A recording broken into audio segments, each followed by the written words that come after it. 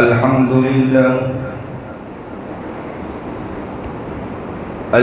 لله نحمده ونستعينه ونستغفره ونؤمن به ونتوكل عليه ونعوذ بالله من شرور أنفسنا ومن سيئات أعمالنا من يهده الله فلا مضل له ومن يضلله فلا هادي له ونشهد أن لا إله إلا الله وحده لا شريك له ونشهد أن سيدنا ومولانا محمدا عبده ورسوله أما بعد فأعوذ بالله من الشيطان الرجيم بسم الله الرحمن الرحيم ولقد جاءت رسلنا إبراهيم بالبشرى قالوا سلاما قال سلام فما لبث أن جاء بعجل حنيذ صدق الله العظيم وصدق رسوله النبي الكريم ونحن على ذلك من الشاهدين والشاكرين والحمد لله رب العالمين اللهم صل على سيدنا محمد وعلى آل سيدنا محمد وبارك وسلم اللهم صل على سيدنا محمد وعلى آل سيدنا محمد وبارك وسلم اللهم صل على سيدنا محمد وعلى آل سيدنا محمد وبارك وسلم. واجب الاحترام قابل تکریم بزرگان محترم، وقت کتنا ہے؟ 30 منٹ.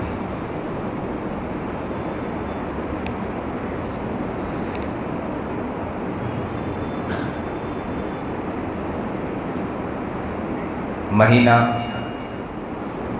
ربیع الاول کا، جس کے تحت اکثر و بیشتر جگہ پر نبی کریم جناب سرکار دو عالم صلی اللہ علیہ وسلم کی سیرت پیش کی جاتی ہے.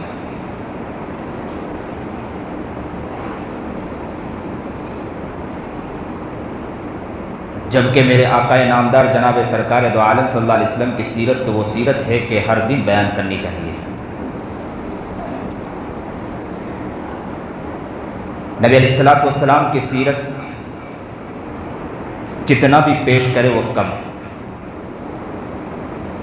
ایک سمندر نبی علیہ السلام کا چلنا پھرنا اٹھنا بیٹھنا دیکھنا ہر کام نبی علیہ السلام کا ایسا ہے کہ اگر اسے بیان کیا جائے تو مقرر کی رات دن ایک ہو سکتی ہے، لیکن نبی علیہ السلام کی سیرت مکمل نہیں ہو سکتی ہے. کسی کہنے والے نے یہاں تک کہا کہ اگر سمندر کو سیاہی بنا دی جائے اور سارے درختوں کی لکڑیاں کاٹ کر اس قلم بنا دیا جائے اور نبی علیہ السلام کی سیرت لکھنا چاہیں تو نبی علیہ السلام کی سیرت پیش نہیں کر سکتے ہیں. زندگی تمام ہو جائے لیکن میرے نبی کی سیرت مکمل نہیں ہو سکتی. نبی علیہ السلام کی وہ سیرت، پوری زندگی، وہ زندگی جو ایسا گزار کر کہے میرے آقا نامدار جناب سرکار دو عالم صلی اللہ علیہ وسلم نے. اگر کسی نے اس زندگی کو دیکھنے کے بعد نیت یہ کر لی کہ ہم اپنی زندگی کو اس طرح زندگی بنا لے تو انشاءاللہ وہ انسان کبھی پریشان نہیں ہو سکتا ہے. سب سے بڑی پریشانی یہ کہ مسلمان نبی کا نام تو لیتا ہے، محبت کا دم تو بھرتا ہے، اور یہ ہونا بھی چاہیے، جب میرے ماں کی کوئی محبت پیش کریں تو ظاہر سی بات ہے کہ جذبات ابھرتے ہیں.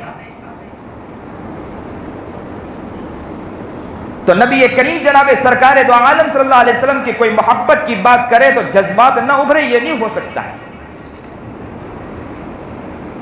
لیکن تعجب یہ ہوتا ہے کہ یہ ساری چیز تو ہے، لیکن نبی علیہ الصلوۃ والسلام کی سیرت کے مطابق انسان کی زندگی نظر نہیں آتی ہے.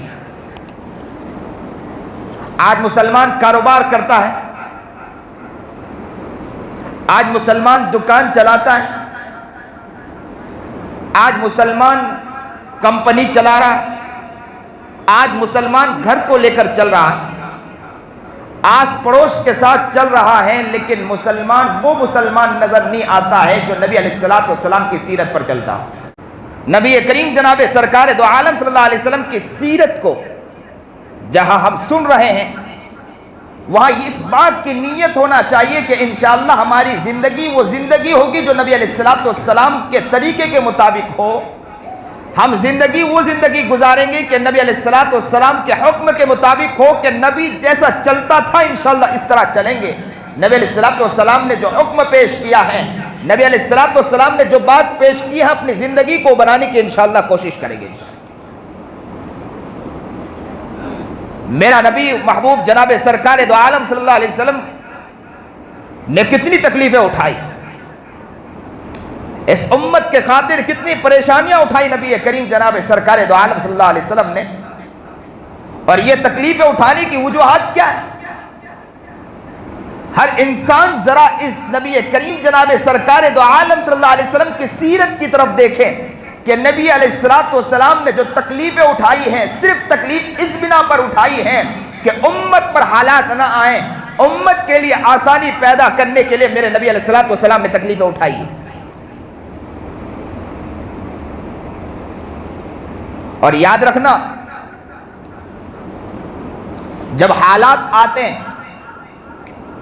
مصیبت آتی ہے، پریشانیاں آتی ہیں، ملک کے حالات دیگرگوں ہوتے چلے جاتے ہیں، مغربیت کا غلبہ ہوتا چلا جاتا ہے، ایسے وقت میں مسلمانوں کو چاہیے کہ نبی علیہ الصلوۃ والسلام کے صحیح معنی میں عاشق بننا چاہیے. اس وقت آپ دیکھو کہ مغربیت کا غلبہ ہے. ہمارا بچہ بھی گھر سے کھڑا ہوتا ہے تو ہیرو بن کے نکلنے کی کوشش کرتا ہے، بچیاں گھر سے نکلتی ہیں تو عیاش بن کر نکلنا چاہتی ہیں، ماں باپ کا سننا نہیں چاہتی ہے. اور ماں باپ کا حال یہ ہے کہ وہ نبی علیہ الصلوۃ والسلام کی سیرت کو سیکھنا نہیں چاہتے ہیں. اور یہ جب نبی کریم جناب سرکار دو عالم صلی اللہ علیہ وسلم کی جب سیرت نہیں، نبی علیہ الصلوۃ والسلام کی سنت نہیں، تو ایک دن وہ آتا ہے کہ گھر کے حالات بھی دیگر گوں، اور ایک وقت وہ آتا ہے کہ بچیاں بھی گھر چھوڑ کر، اسلام چھوڑ کر نکل جاتی ہیں. یہ کیوں اسلام چھوڑ رہی ہے؟ اسلام سے اتنا متنفر کیوں ہو رہا ہے؟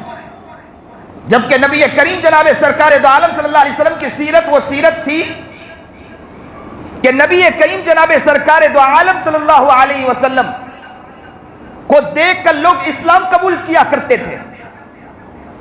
اور یہاں حال کیا ہے کہ نبی کریم جناب سرکار دو عالم صلی اللہ علیہ وسلم کو وہاں لوگ دیکھ کر اسلام قبول کر رہے ہیں، اور یہاں مسلمانوں کا حال یہ ہے کہ ان کو دیکھ کر لوگ اسلام کو چھوڑنا چاہتے ہیں. آج دنیا بھر میں نظر دوڑائیں، کوئی شخص وہ نظر نہیں آتا ہے کہ جو نبی کا صحیح معنی میں عاشق ہو اور نبی کی سیرت کو اپنی زندگی میں اتارنے والا وہ شخص نظر نہیں آتا ہے. نبی کی زندگی کو اپنی زندگی میں اتارے وہ شخص نظر نہیں آتا ہے. اور آج خاص کر کے ایک چیز کو میں بیان کرنا چاہتا ہوں جو میری خواہش ہے، اور آپ لوگ سب سے میں گزارش کرتا ہوں کہ بڑی محبت کے ساتھ انشاءاللہ بات کو سنیں گے انشاءاللہ.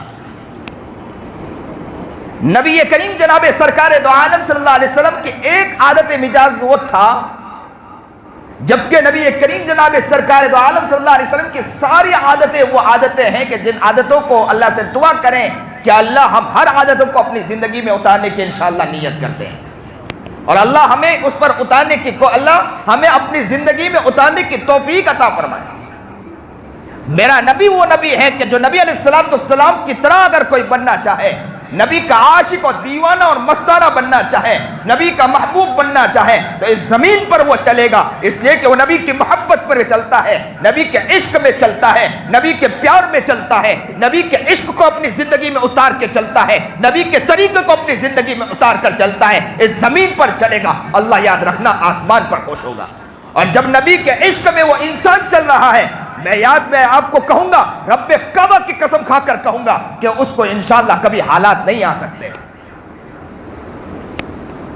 انہیں حالات نہیں آ سکتے۔ نبی کریم جناب سرکار دو عالم صلی اللہ علیہ وسلم کی ایک عادت مبارکہ مہمان نوازی کی تھی۔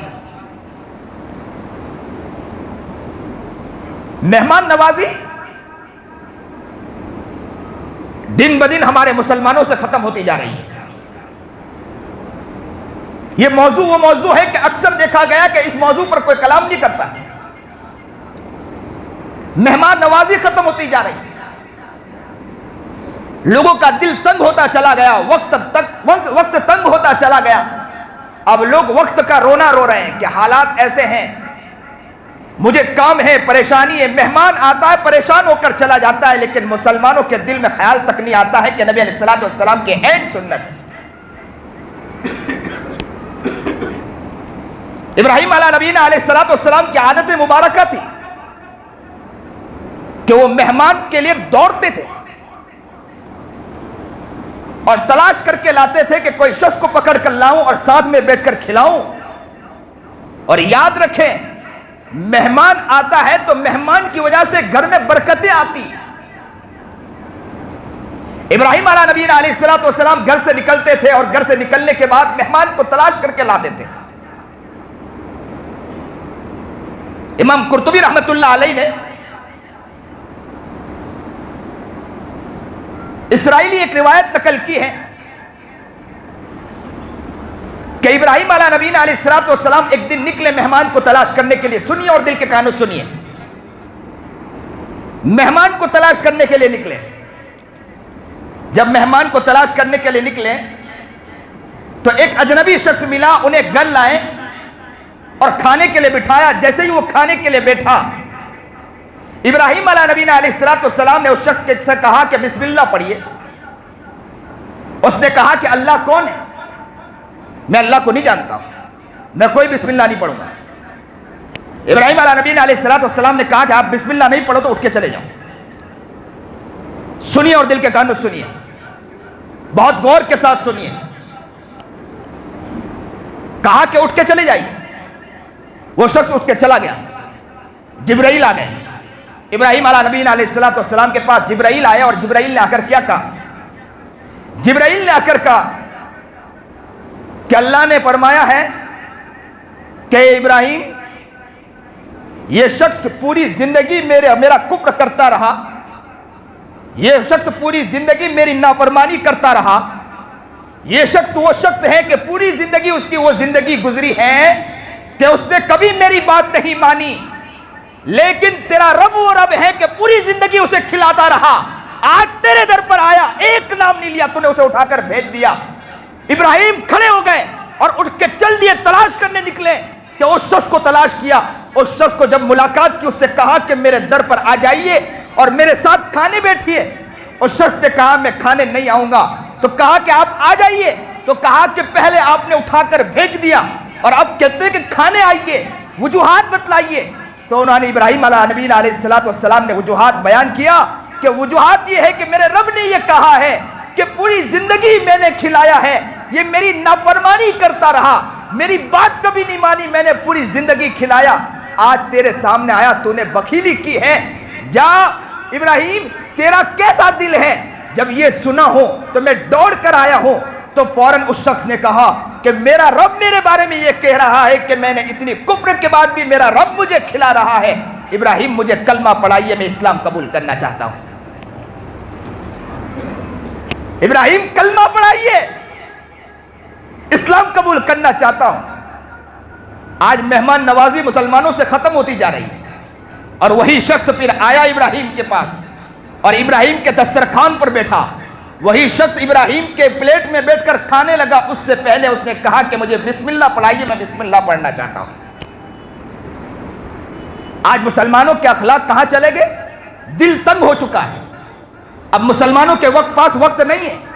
نبی کریم جناب سرکار دو عالم صلی اللہ علیہ وسلم کے اندر مہمان نوازی بہت زیادہ حد درجہ بھری ہوئی تھی، اس لیے نبی کریم جناب سرکار دو عالم صلی اللہ علیہ وسلم پر سب سے پہلے وحی آئی۔ فرشتہ جب آیا، جبرائیل علیہ السلام جب آئے تو نبی کریم جناب سرکار دو عالم صلی اللہ علیہ وسلم دوڑ کر خدیجہ کے پاس آئے تھے اور کہا تھا زمبلونی زمبلونی۔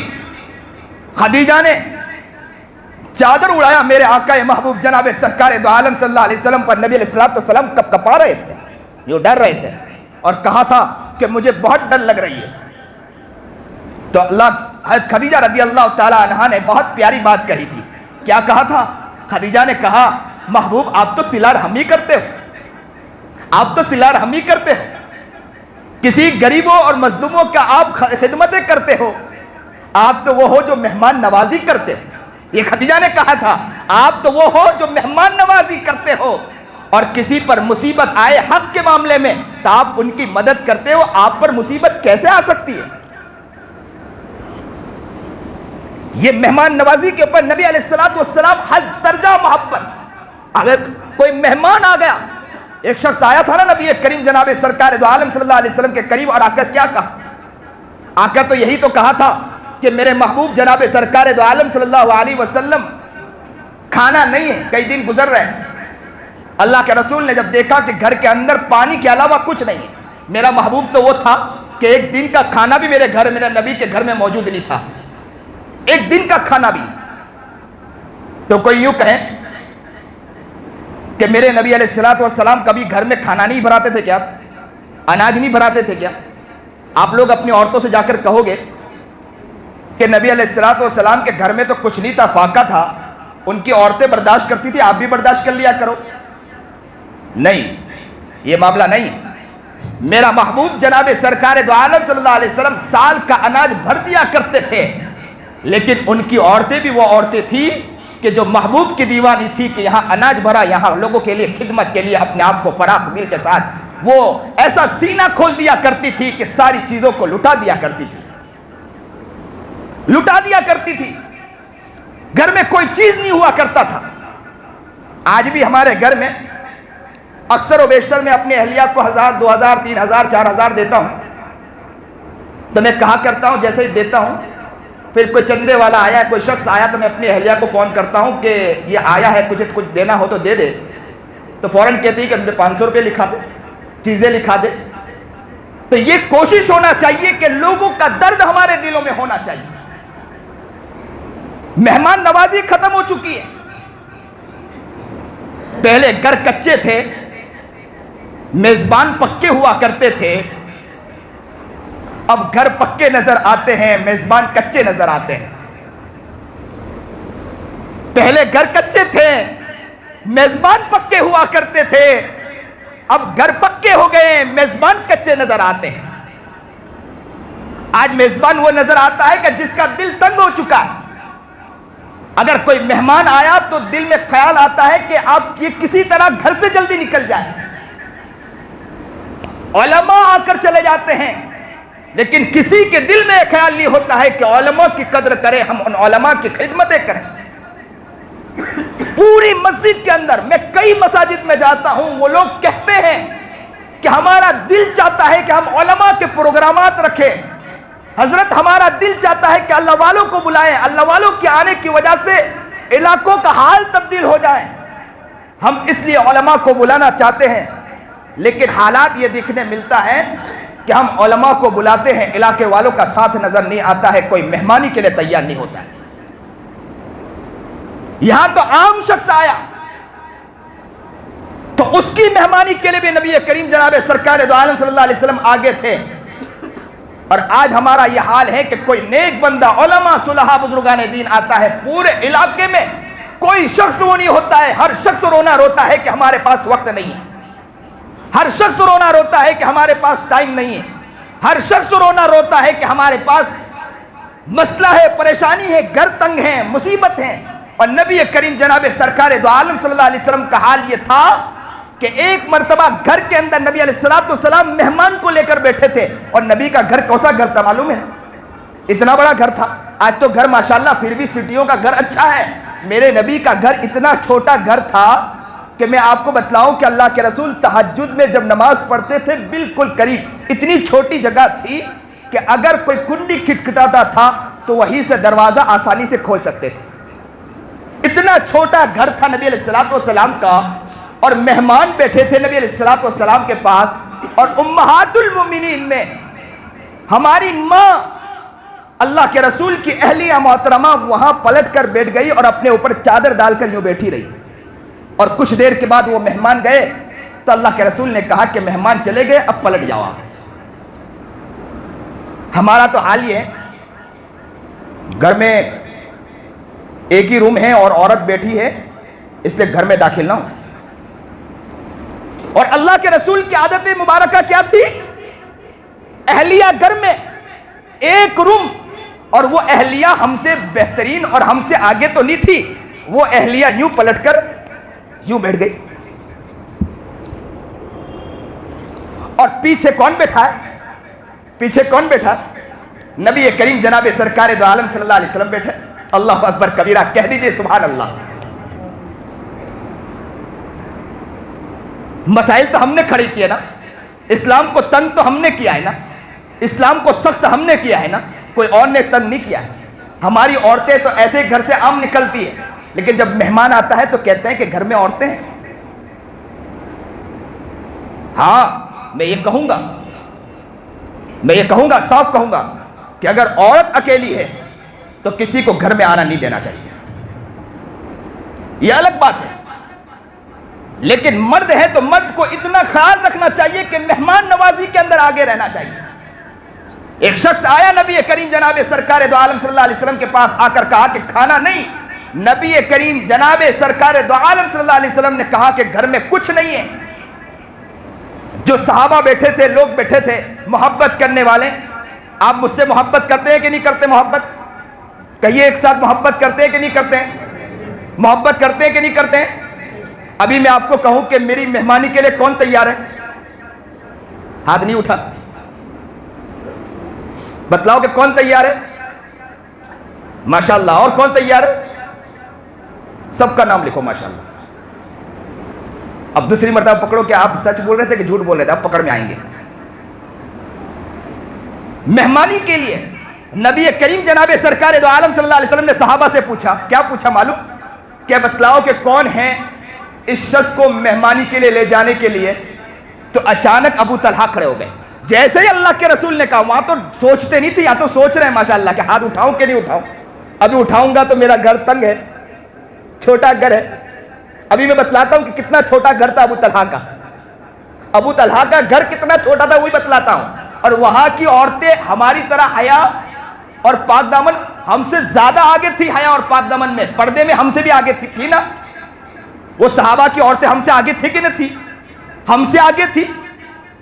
ابو طلحہ لے گئے محمد عربی جناب سرکار دو عالم صلی اللہ علیہ وسلم کے ایک حکم کے اوپر لے گئے. اور لے گئے اور گھر میں جا کر کیا کہا معلوم اپنی اہلیہ سے؟ کہ کھانا ہے تو کہا کہ جتنے بچے کھا سکے اتنا ہی کھانا ہے, اس سے زیادہ کھانا نہیں ہے. تو کہا کہ بچے کو بہلا پھسلا کے سلا دو, میں میرے نبی کو کہہ کر لایا ہوں. تو کہا کہ نبی کو کہہ کر لائے ہو تو انشاءاللہ بچے کو بہلا پھسلا کے سلا تو سکتی ہو, لیکن میرے نبی کے مہمان کو ایسے ہی جانے نہیں دے سکتی ہیں. بچوں کو بہلا پھسلا کے سلا دیا. قربان جائیے اس عورت پر. میں آج مردوں سے کہوں گا کہ میرا یہ بیان آپ لوگ انشاءاللہ اپلوڈ ہو تو آپ اپنی عورتوں کو بھی سنائیے کہ مہمان نوازی کا دل بڑا کریے آپ لوگ. اور آپ لوگ بھی انشاءاللہ مہمان نوازی میں نیت کریے کہ انشاءاللہ اللہ کے رسول کے عاشق بنیں گے انشاءاللہ. یہ نبی علیہ السلام کی سنت ہے. ابو طلحہ لے گئے. عورت نے کہا کہ جیسے ہی بچوں کو بہلا پھسلا کے سلایا اور جیسے ہی مہمان کو اندر لائے تو ابو طلحہ نے کہا کہ بہانے سے چراغ کو جلانے کے بہانے سے، یعنی چراغ کے دیے کو کچھ کرنے کے بہانے اس کو بجھا دینا کسی طرح، تاکہ اتنا کھانا ہے کہ ایک ہی آدمی کھا سکے۔ اگر میں بھی کھانے لگ جاؤں گا تو کھانا کم پڑے گا مہمان کو، تو اس لیے جب تم چراغ بجھا دو گے اندھیرا طاری ہو جائے گا، تو میں خالی ہاتھ اندر ڈالوں گا تو مہمان کو لگے گا کہ میں بھی کھا رہا ہوں، اور مہمان کھا لے اور ان کا پیٹ بھر جائے۔ اللہ اکبر کبیرہ۔ اللہ ایسا عاشق ہمیں بھی بنا دے، اللہ ایسا عاشق ہمیں بھی بنا دے۔ آج تو ہمارا پیٹ کھا کے بھی ہمارے ہوس مٹتی نہیں ہے، بھوک مٹتی نہیں ہے۔ روپیہ ہو 2 روپیہ ہو لیکن ہمیں تنگ پڑتا ہے، لاکھوں روپے کماتے ہیں لیکن مسلمانوں کا جیب ڈھیلا نہیں ہوتا ہے، کمزور ہو گیا مسلمان۔ دیا جلانے کے بہانے وہ عورت نے، اب دیکھو کمرہ دیا کہاں ہوگا، چراغ کہاں ہوگا، چھوٹا ہی کمرہ ہوگا نا، تبھی تو چراغ وہاں جل رہا ہوگا۔ تو پتہ یہ چلا کہ چراغ بجھانے کے لیے کون گیا؟ وہ عورت گئی تھی۔ تو مہمان قریب ہے تو عورت کو قریب آنے کی ضرورت کیا تھی؟ عورت کو تو نہیں آنا چاہیے تھا نا سامنے۔ ہمارے گھروں میں کیا ہوتا ہے؟ ہمارے گھروں میں کیا ہوتا ہے؟ مولانا یا مہمان کو آیا تو حضرت بھائی ہماری عورتیں اس لیے گھر میں آپ نہیں آ سکتے، لیکن وہ عورت یوں پردے میں آئی اور اس نے چراغ کے بہانے اس کو بجھا دیا اور پلٹ کر بیٹھ گئی، کیونکہ ایک ہی کمرہ ہوا کرتا تھا، کئی کمرے تو نہیں ہوا کرتے تھے۔ اور مہمان کھانا کھایا اور نبی علیہ السلام کی خدمت میں پہنچے اور وہ میزبان چپ چاپ پیچھے چھپ کر بیٹھ گئے۔ ہمارے جیسے میزبان نہیں تھے، ہم ہوتے تو ہم کیا کہتے؟ باہر نکل کے ہمارے پاس تو مہمان آئے، مولانا نے نصیحت کی نا تو ہم نے تو بہت سو کو اب مہمانی کرنا شروع کیا۔ انہوں نے کچھ نہیں کہا، چپ چاپ پیچھے چھپ کر بیٹھ گئے۔ اللہ کے رسول نے کہا ابو طلحہ آگے آئیے، اللہ کی طرف سے حکم آ گیا آپ کے بارے میں۔ اللہ نے کہہ دیا کہ آپ کی مہمانی پر تعجب اللہ کر رہا ہے کہ اپنے آپ پر کسی کو تم فوقیت دے رہے ہو، اپنے آپ کو پیچھے رکھ رہے ہو، اپنے بچے کو سلا دیتے ہو، اپنے آپ کو پیچھے رکھتے ہو کہ بجھا کر خود خالی کھانے لگتے ہو اور مہمان کو آپ سیراب کر رہے ہیں۔ اللہ تم سے خوش ہو گیا۔ اللہ اکبر کبیرہ۔ آج کون کون اللہ کو خوش کرنا چاہتا ہے؟ بتلائیے ہاتھ اٹھا کر، کون کون خوش کرنا چاہتا ہے؟ مہمانی کرو گے انشاءاللہ؟ ہر شخص نیت کرو کہ کوئی بھی شخص آئے ہمارے گھر، اگر آیا ہمارا چچا ہے، ہمارا بھائی ہے، ہماری بہن ہے، مہمانی کے لیے تیار رہے۔ آپ لوگ مہمانی کے لیے تیار رہے، نیت کریں کہ انشاءاللہ ہم مہمانی کے لیے تیار رہیں گے انشاءاللہ۔ مہمانی سیکھیے، اسی لیے اللہ والے نے لکھا ہے کہ مہمانی سنت ہے، مستحب ہے کہ واجب ہے۔ تو کسی کہنے والے نے کہا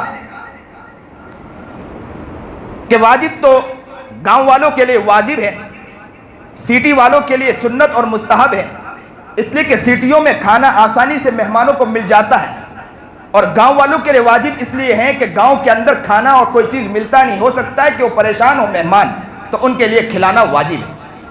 لیکن میں یہاں ایک بات اور کہتا ہوں کہ سٹی والے خوش نہ ہو جائے کہ ہمارے لیے تو صرف سنت ہے، ہم تو نبی کے عاشق ہیں، اس سنت کو بھی انشاءاللہ زندہ کریں گے، انشاءاللہ کریں گے نا انشاءاللہ۔ اور ایک بات اور بتلاتا چلوں کہ ان عالم نے تو یہ بات لکھی ہے، یہ روایت ملتی ہے، لیکن میں ایک بات اور کہوں کہ ہو سکتا ہے کہ کوئی شخص وہ بھی آئے کہ جس کا جیب خالی ہو، کہ وہ علاقے میں باہر جا کر روپیہ بھی نہیں خرچ کر سکتا ہو، تو آپ اپنے گھر سے کچھ کھلا دے تو اس کے لیے کیا مشکل ہو سکتی ہے۔ مہمانی ہماری زندگی میں آ جانا چاہیے، نیت کر لے کہ انشاءاللہ مہمان نوازی انشاءاللہ سیکھیں گے انشاءاللہ، اور مہمان نوازی ہماری زندگی میں لانے کی کوشش کریں گے۔ نبی علیہ السلام کی حدیث ہے کہ جو اللہ پر ایمان لایا اور قیامت کے دن پر ایمان لایا تو اسے چاہیے کہ مہمان کی خاطر تواضع کرے۔ یہ نبی علیہ السلام کی حدیث ہے۔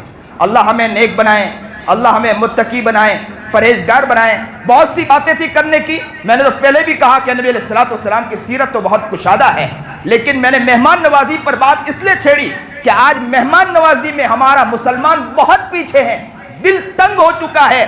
میں نے اس لیے پہلے بھی کہا تھا، پھر کہتا ہوں 2 بار، پہلے گھر کچے تھے لیکن میزبان پکے ہوا کرتے تھے، اب گھر پکے ہو چکے ہیں لیکن میزبان کچے نظر آتے ہیں۔ میزبان وہ نظر نہیں آتے ہیں کہ جو محبت کے ساتھ میزبانی کریں۔ آج یہ بات اس بات کی نیت کریں کہ حضرت خدیجہ نے جو بات کہی تھی حضرت اللہ کے رسول جناب سرکار دو عالم صلی اللہ علیہ وسلم کو کہ آپ مہمان نوازی کرتے ہیں جس کی وجہ سے آپ پر حالات نہیں آ سکتے ہیں، تو آج ہم بھی نیت کریں گے کہ انشاءاللہ مہمان نوازی کو اپنی زندگی میں لائیں گے تاکہ اللہ تعالی ہم پر بھی حالات نہ لائے انشاءاللہ۔ اللہ ہماری زندگی کو نیک بنائے، متقی اور پرہیزگار بنائے، سنت و شریعت پر چلنے کی توفیق عطا فرمائے، جو بات کہی گئی سنی گئی عمل کی توفیق عطا فرمائے۔ وآخر الدعوانا ان الحمدللہ رب العالمین۔